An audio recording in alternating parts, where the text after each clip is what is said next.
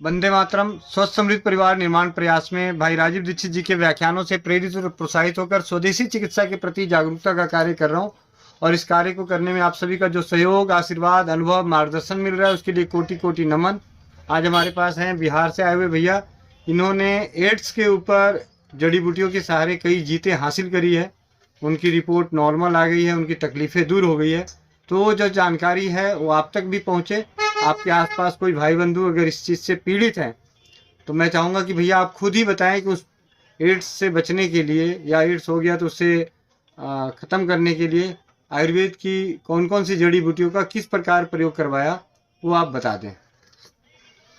वंदे मातरम। मैं भागल गुजरात से बिलोसी। एड्स हर्बटी का सबल प्रयोग परिचित 5 लोगों पर किया हूँ।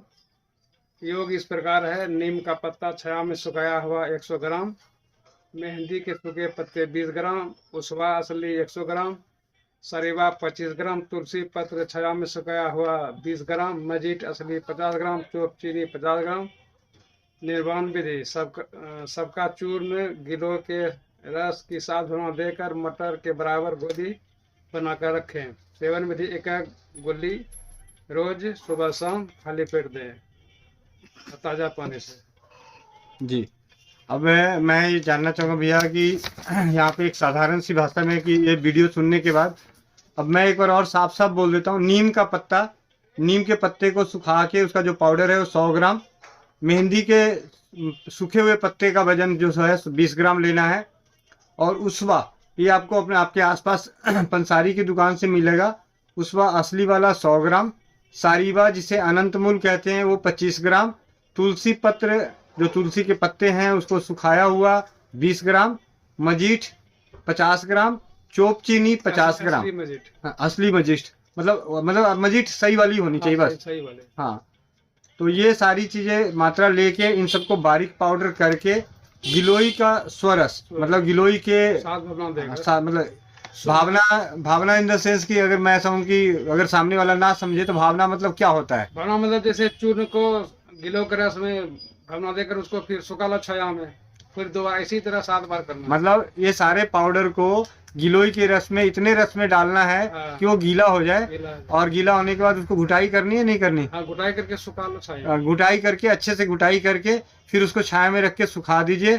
फिर वो फिर पाउडर को फिर दोबारा अगले दिन जब सूख जाए, चाहे एक दिन बाद, अभी सर्दियों का मौसम है तो 1-2 दिन लग जाएगा सूखने में, तो फिर उसके बाद अगले बार फिर गिलोई के रस में डाल के फिर उसे मतलब घुटाई करनी है, फिर उसको सुखाना है। इस तरीके से 7 बार भावना दे के फिर उसके बाद कितने मटर के दाने के बराबर गोलियां बनानी है। देसी मटर बोल दीजिए। देसी 2 तरह का बड़ा मटर भी आ रहा है। तो देसी मटर के छोटे मतलब छोटी छोटी गोलियां बना लीजिए, कोई फर्क नहीं पड़ता। अगर ज्यादा छोटी भी हो गई तो भी कोई दिक्कत नहीं, और ज्यादा बड़ी ना हो बस।